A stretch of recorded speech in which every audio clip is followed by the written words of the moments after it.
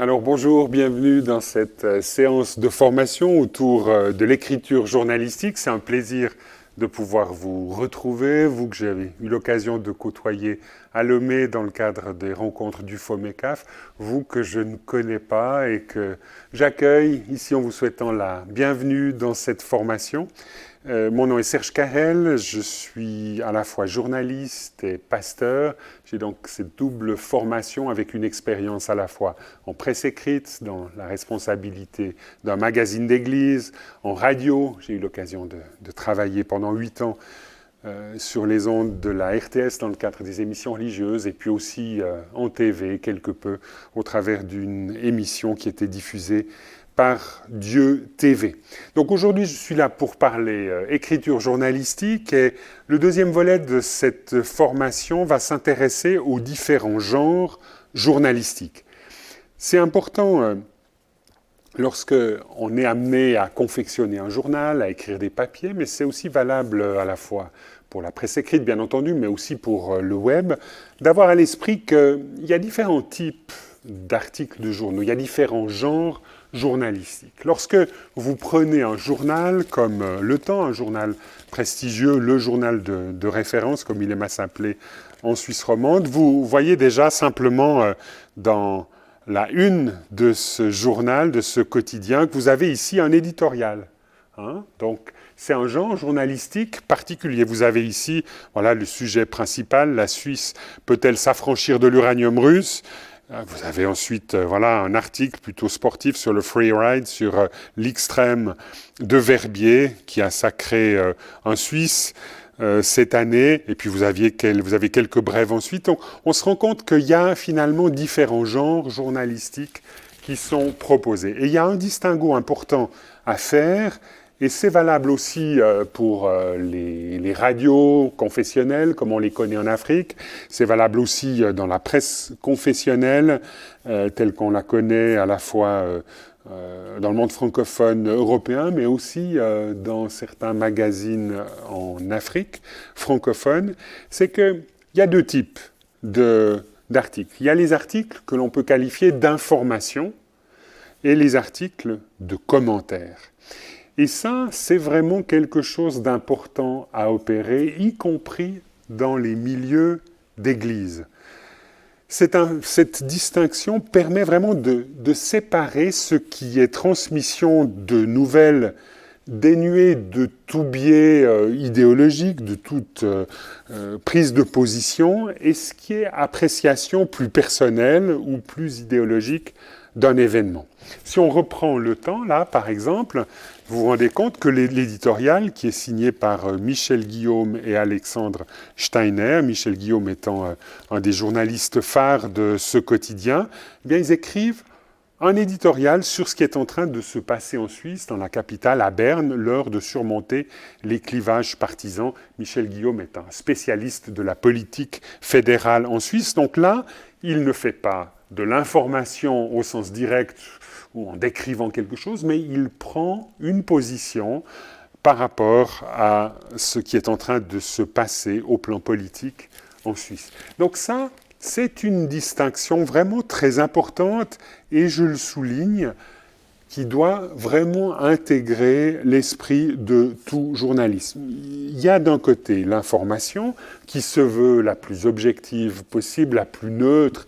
Il y a tout un débat idéologique, vous le savez bien là autour, tout un débat entre la manière d'appréhender les choses, mais en tout cas, le journaliste doit avoir le souci de développer une information honnête, une information objective qui permette à chacun de bénéficier du même socle pour prendre une décision, pour se forger une opinion. Alors, pour encourager le débat, pour encourager la réflexion, les éditoriaux sont là pour, quelque part, mettre un peu parfois le bâton dans la fourmilière, pour provoquer des réactions, pour alimenter, si vous êtes sur un site web, pour alimenter les réactions des lecteurs. Et on le sait bien, lorsqu'on est actif sur un site internet, finalement, les articles qui marchent sont souvent les articles de prise de position, les éditoriaux, mais il n'empêche que l'information doit rester commune à tous et quelque part la plus objective possible afin de permettre à chacun, en fonction des différents éléments qui sont présentés, de déployer, de développer une opinion. Donc là, on a deux types de contributions journalistiques qui ont leur place dans les médias. Et je vous propose de les passer en revue et d'essayer de voir un petit peu quels sont les différents genres propres aux articles d'information et propres aux articles de commentaires. Alors, parmi les articles d'information, il y a tout d'abord la nouvelle ou la dépêche d'agence. Alors, si vous êtes en lien avec une agence de presse et vous travaillez dans un grand média, vous allez en recevoir constamment. En Suisse, il y a par exemple l'ATS, il y a aussi Reuters ou l'AFP, l'agence France Presse, l'agence télégraphique suisse, Reuters. Voilà.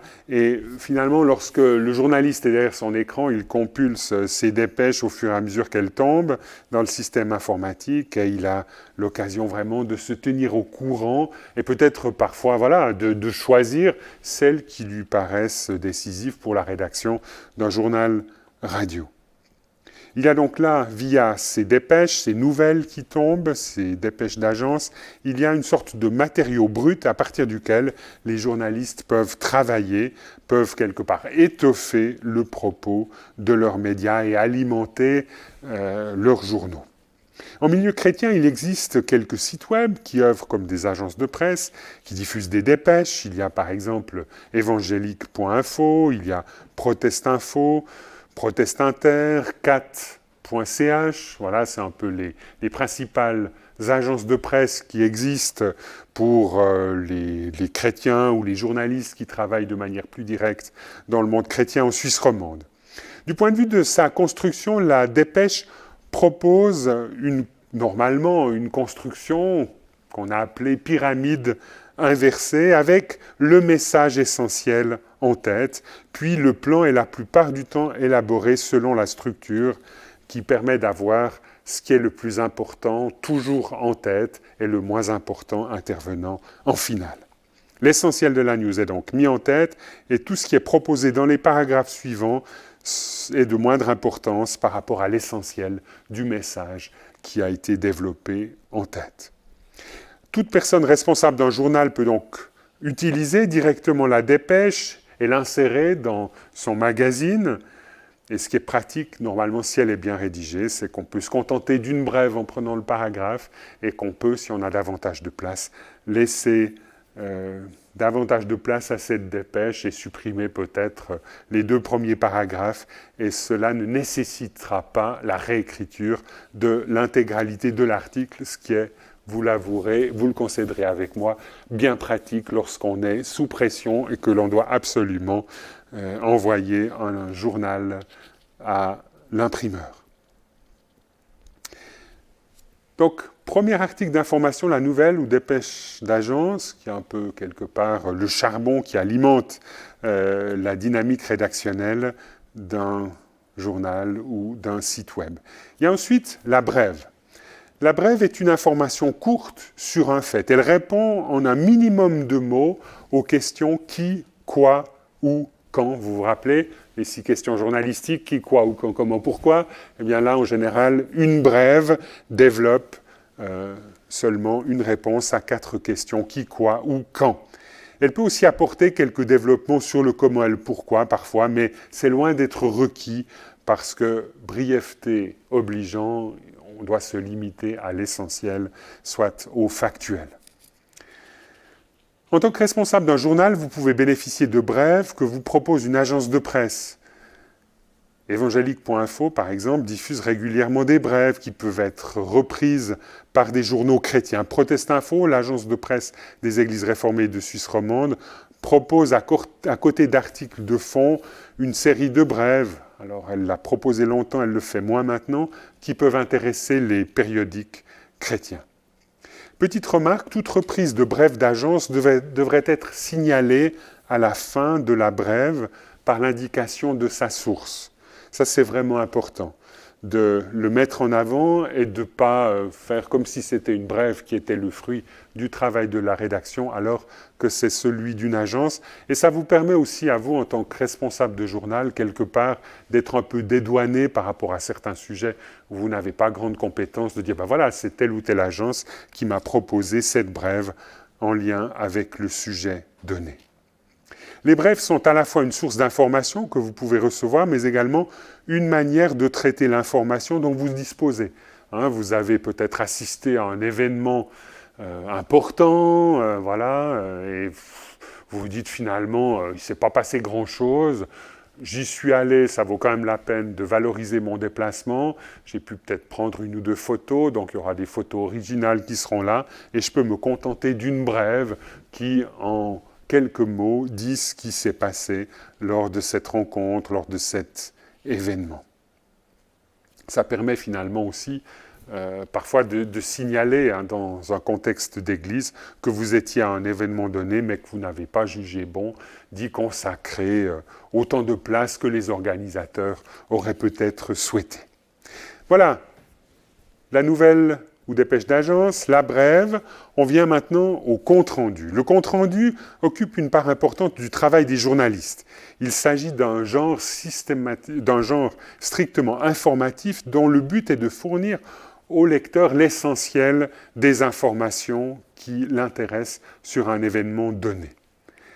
Ce qui est important d'avoir à l'esprit, c'est que le compte-rendu, ce n'est pas un procès-verbal qui enregistre et résume de manière très chronologique et sans sélectionner toutes les informations. En fait, un compte-rendu, c'est une reconstruction d'informations choisies en fonction du message essentiel que le journaliste veut développer, que le journaliste veut transmettre par rapport à l'événement auquel il a participé. L'exigence première du compte-rendu, c'est donc de ne rapporter que des faits, tous les faits qui paraissent importants à la personne journaliste qui a assisté à l'événement. Des faits qui sont nouveaux, des faits qui vont intéresser son public. Et la chose parfois difficile pour certains, pour moi ça l'est, il s'agit de tenir un peu en bride ces commentaires, ces remarques un peu sur ce qui s'est passé, sur ses impressions et ses perceptions et ses opinions toutes personnelles. Il s'agit de prendre un petit peu de distance, c'est vraiment d'essayer de livrer une information, un compte-rendu qui soit le plus objectif possible.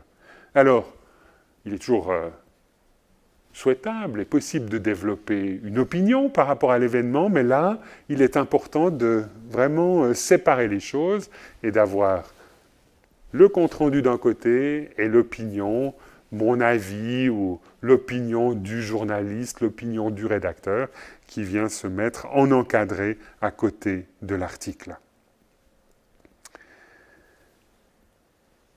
Dans le compte-rendu, le journaliste dit les faits et laisse le lecteur juge. Donc, voilà, un petit rappel de l'importance qu'il importe, de l'attitude qu'il importe d'adopter, le fait de garder ses distances vis-à-vis du sujet. Et je crois qu'en tant qu'actif dans des médias d'église, le compte-rendu est vraiment le genre roi pour une information plus institutionnelle qui relate les décisions ou les débats d'une assemblée générale d'église ou d'une grande rencontre de fédération. Et il m'a été régulièrement donné de devoir rédiger le compte-rendu de grandes rencontres de ma fédération d'église en Suisse romande. Alors, c'est toujours extraordinairement complexe parce qu'il se passe plein de choses lors d'une de ces rencontres. Donc, à moi d'essayer de voir ce qui apparaît comme le plus important, de choisir les informations qui devront être diffusées et les décisions qui devront être médiatisées pour permettre vraiment à des gens qui n'étaient pas là lors de cette assemblée, lors de cette rencontre, de pouvoir se faire une idée de ce qui a été discuté, débattu et décidé. À ce niveau-là, le plus difficile pour moi a été, dans mon parcours journalistique, a été la rédaction d'un compte-rendu d'un synode de l'Église évangélique réformée de ma région d'origine, le canton de Vaud. il y avait dans ce contexte-là, imaginez un peu, 1 jour et demi de délibération et de débat, et j'avais droit à 3000 signes, tout compris. Donc, vous imaginez, rédiger un compte-rendu dans un tel contexte, c'est une tâche très délicate, très difficile. Il importe de choisir et de sélectionner de manière très fine ce qui va être transmis. Ça existe des choix et il importe de les assumer pleinement, et non seulement des choix, mais aussi peut-être de développer un angle particulier en essayant d'étoffer la décision qui a été prise au travers d'interviews de différents protagonistes, de différentes personnes impliquées dans le processus de décision. Alors, lorsqu'il y a des difficultés à parvenir à transmettre l'intégralité d'une information en lien avec un grand événement ou en lien avec une grande assemblée dans le cadre d'un compte-rendu, on a toujours cette possibilité d'avoir un petit encadré à côté et de dire, en bref, telle ou telle instance a décidé, et puis là on peut lister les choses, de faire telle ou telle chose avec des petites pastilles ou des petits tirets qui permettent de manière très brève de préciser et d'éclairer les personnes intéressées par l'événement sur ce qui a été décidé par telle ou telle instance. Voilà pour ce troisième genre journalistique en lien avec les articles d'information. Le quatrième, c'est le reportage. Le reportage, c'est un peu une tranche de vie. En fait, ce genre journalistique a pour but de faire voir, de donner à entendre, de faire sentir et ressentir même ce que le journaliste a vu, entendu, senti et ressenti lui-même. Vous êtes une sorte d'intermédiaire, une sorte de médiateur qui permet la rencontre entre la personne que vous rencontrez et votre lectorat. Du point de vue de l'écriture journalistique, il est le genre narratif par excellence. C'est le genre à choisir lorsque l'information a le caractère d'un spectacle vivant aux facettes multiples. Le reportage n'est donc pas un compte-rendu. Un compte-rendu d'un match de foot fera le récit des principales phases de jeu. Un reportage racontera moins les détails du match lui-même que la tranche de vie dont il est l'occasion. Selon la sensibilité du reporter, ce qui se passe avant et après la rencontre, ce qui se passe dans les tribunes ou dans les vestiaires, il deviendra aussi important ou davantage que les périples du match lui-même. Il faut bien avoir à l'esprit que la personne qui écrit un reportage est le représentant des lecteurs absents. Il s'agit pour lui d'être vraiment cet instrument de perception, ses yeux, ses oreilles, face à la personne ou face à l'événement qui est suivi. La technique du reportage repose sur une collecte abondante de tout ce qui constitue la vie, des personnages typés qui ont un nom, un âge, un visage, un comportement, une manière de parler, des paroles qui sont prononcées dans un style direct, des dialogues aussi qui sont noués avec les personnes qui sont en lien avec la personne dont on dresserait par exemple le portrait. Il s'agit aussi d'être sensible aux scènes vivantes, aux anecdotes qui sont racontées, ou bien aux détails un peu croustillants de l'existence en lien avec tel ou tel événement ou telle personne. Il s'agit aussi d'être attentif aux couleurs, aux odeurs, aux bruits. Tout cela, lorsque c'est noté dans son calepin, et tout permet de restituer des ambiances, permet quelque part de développer certains aspects très narratifs qui sont pertinent dans le cadre d'un reportage. Il s'agit aussi de pouvoir situer la personne ou l'événement dans le décor en mentionnant quelques traits, en mentionnant quelques aspects particulièrement saillants du paysage. Tous ces ingrédients sont importants et nécessaires pour la rédaction, pour la confection d'un reportage.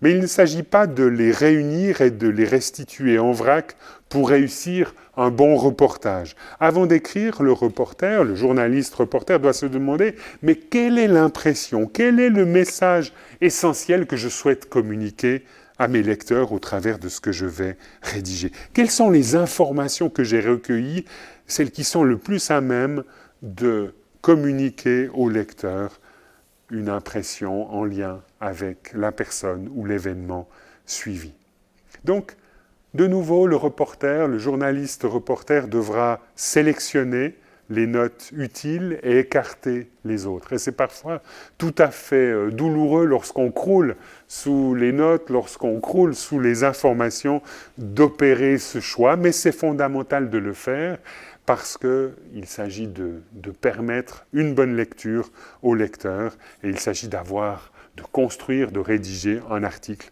qui soit dynamique et intéressant pour la personne qui le lira. Le reportage comporte forcément une part de subjectivité, il faut l'admettre.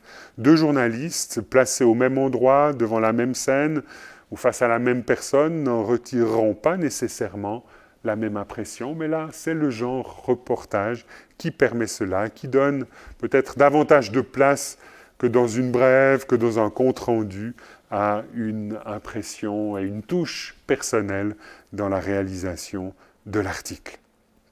Voilà, cinquième genre journalistique d'information, l'interview.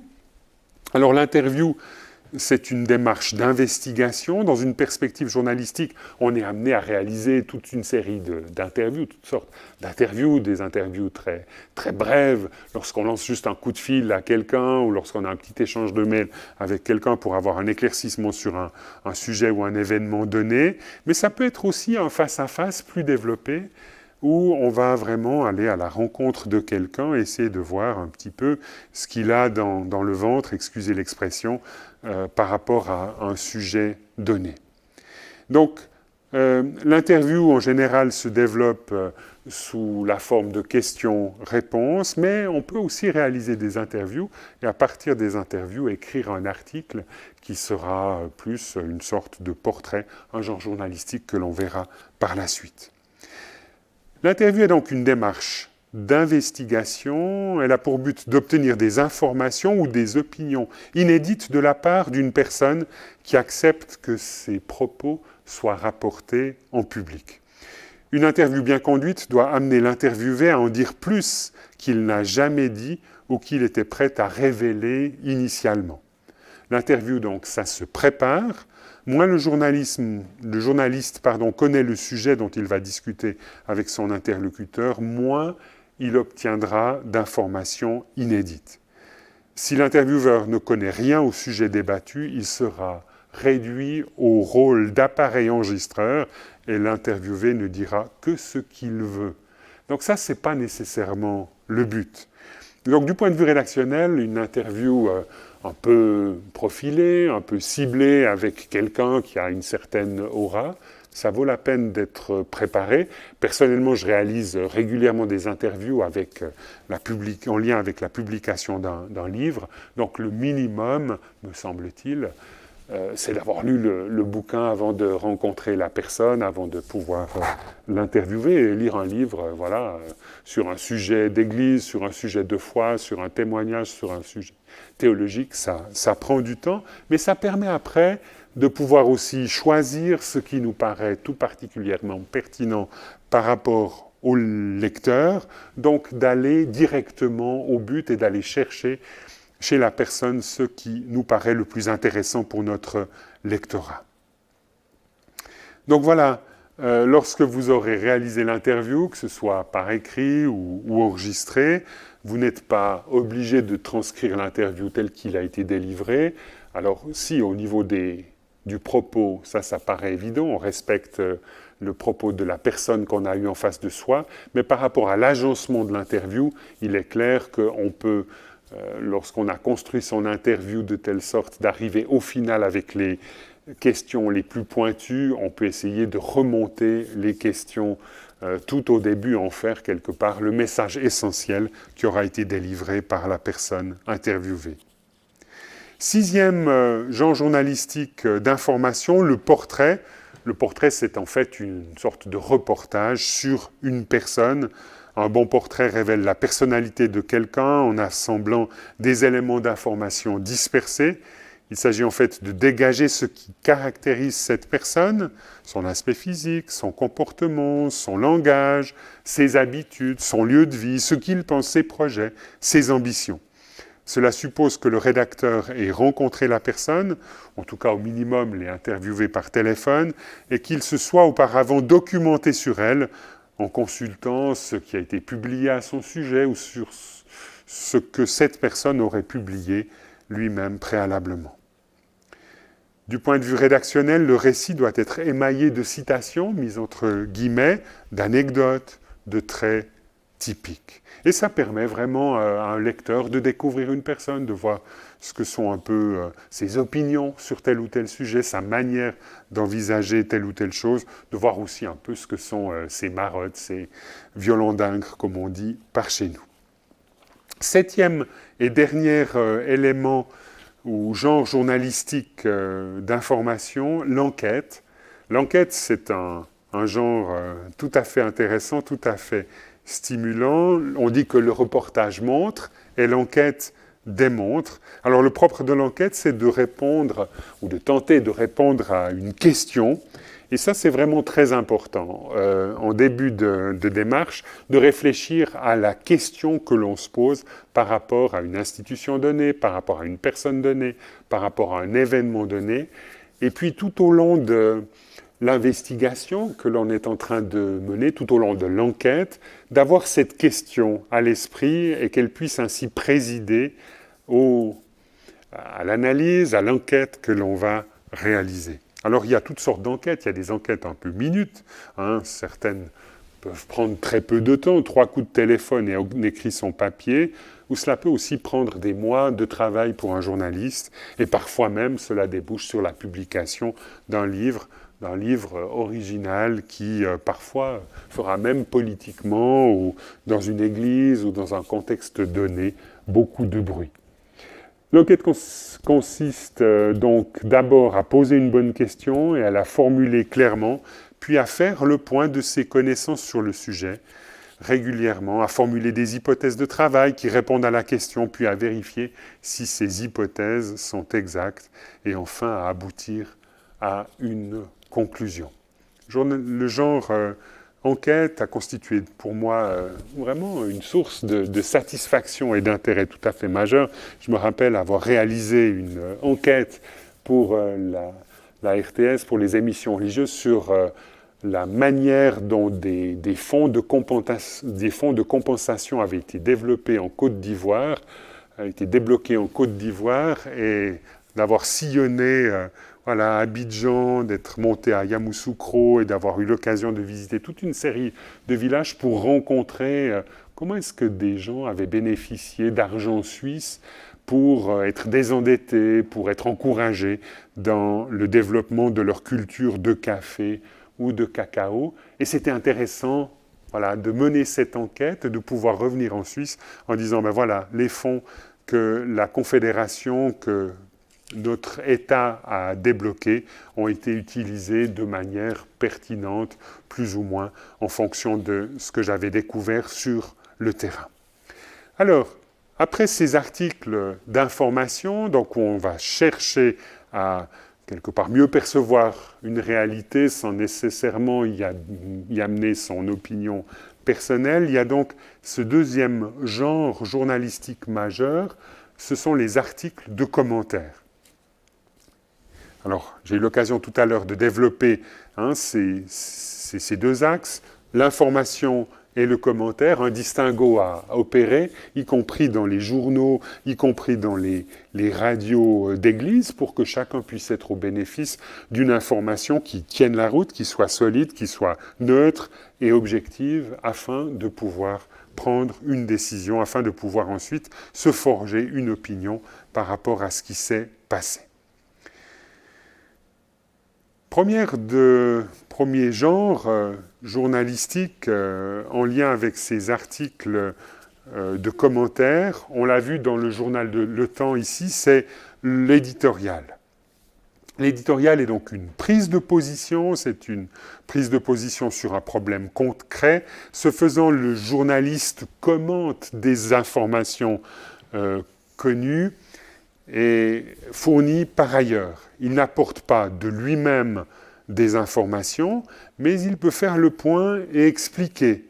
Alors on rédige parfois des éditos au rabais dans des journaux en faisant une sorte de sommaire du contenu du nouveau numéro qui est en train de sortir. Alors bon, c'est quand vraiment on n'a pas grand-chose à dire, ça permet quelque part de faire office un peu de page publicitaire pour le numéro que les gens ont entre les mains, mais c'est parfois dommage de galvauder de l'espace précieux alors qu'on pourrait alimenter une réflexion, qu'on pourrait la provoquer, qu'on pourrait la stimuler, qu'on pourrait induire certaines réactions de la part de notre lectorat. Si vous avez l'occasion de travailler sur le web, n'hésitez pas à publier des éditoriaux. Moi, je trouve que, en ayant été responsable d'un site web d'information pendant pas mal de temps, ce qui intéresse les gens souvent, c'est justement ces prises de position par rapport à une actualité donnée. Et dans le cadre des églises, on a parfois l'occasion de jeter un éclairage particulier sur certaines réalités et d'apporter, au travers d'un éditorial, un point de vue qui soit construit à partir d'une vision du monde chrétienne. Donc, premier article, premier genre journalistique de commentaires, l'éditorial. Le deuxième, l'analyse. L'analyse qui est un examen d'une situation. L'analyse, c'est une sorte d'article explicatif en lien avec un problème. Il fait appel à de la documentation, à la connaissance personnelle que le rédacteur peut avoir du sujet, et le problème traité peut être mis en perspective par un éclairage historique, par un éclairage géographique, par un éclairage politique ou économique. Et l'analyse peut en final aboutir à un avis, à une conclusion, si possible non partisane et non polémique, mais ça peut faire office d'une sorte de démonstration du pourquoi et du comment tel ou tel événement intervient à tel ou tel moment. Troisième genre journalistique de commentaires, la chronique. La chronique, ce sont des réflexions personnelles, et c'est vrai que c'est toujours agréable dans un journal d'avoir une personnalité qui revient dans chaque numéro et qui chronique, comme on dit, qui raconte son quotidien ou qui fait un commentaire personnalisé sur un sujet donné. La chronique est caractérisée par la liberté dans le choix du sujet, par la liberté dans le ton que déploie la personne, et par surtout une forte personnalisation du papier où le rédacteur se met un petit peu en scène et raconte ce qui constitue peut-être son quotidien. L'utilisation dans ce genre journalistique, l'utilisation du jeu est alors fréquente, et c'est vraiment l'occasion, au travers de différents numéros d'un journal, de fidéliser le lectorat et de le voir se réjouir ou parfois s'agacer de retrouver telle ou telle personne qui va lui raconter son quotidien ou qui va peut-être le titiller en lien avec un sujet donné. Quatrième genre journalistique de commentaires, la critique, qui est un jugement personnel. La critique, c'est un compte-rendu suivi de l'opinion personnelle du rédacteur sur un livre, sur un spectacle, sur un film, sur un tableau, sur un concert, sur un restaurant. Donc le reporter devra sélectionner les notes utiles et écarter les autres. Il va aussi finalement se focaliser sur sa propre opinion en lien avec un événement donné. Cinquième genre journalistique de commentaires, le billet. Un billet, c'est un peu différent d'une chronique, c'est souvent assez bref. Ça traite d'un sujet d'actualité sur un ton léger et humoristique. Cela cache souvent sous l'humour une sorte de petite leçon de morale ou une sorte de commentaire personnel un peu polémique. Cela fait sourire. Et puis on espère qu'au-delà du sourire, cela suscite aussi un brin de réflexion. Sixième genre journalistique de commentaires, les débats, l'humeur, la vulgarisation. Donc on voit que c'est extensible. Ces articles de commentaires peuvent se développer, peuvent permettre à des gens qui se trouvent face à face d'échanger grâce à la rédaction, grâce au journaliste qui a rassemblé ces personnes, et ça donne vraiment un plus dans une dynamique éditoriale, dans la confection d'un journal, que ce soit en presse écrite, mais que ce soit aussi sur un site web. Voilà, c'était le deuxième volet de cette formation à l'écriture journalistique, un volet qui s'intéressait aux différents genres journalistiques. Je vous rappelle que si vous souhaitez en savoir plus, parce que là j'ai survolé les choses, il importe de se rappeler ce livre, ou il importe de se rapporter à ce livre d'Yves Agnès, Manuel de journalisme, l'écrit et le numérique. C'est un livre qui est paru aux éditions La Découverte à Paris, un livre que je vous recommande chaudement. C'est toujours pour moi en tout cas un plaisir de me replonger dans ce bouquin, même après de nombreuses années d'activité journalistique.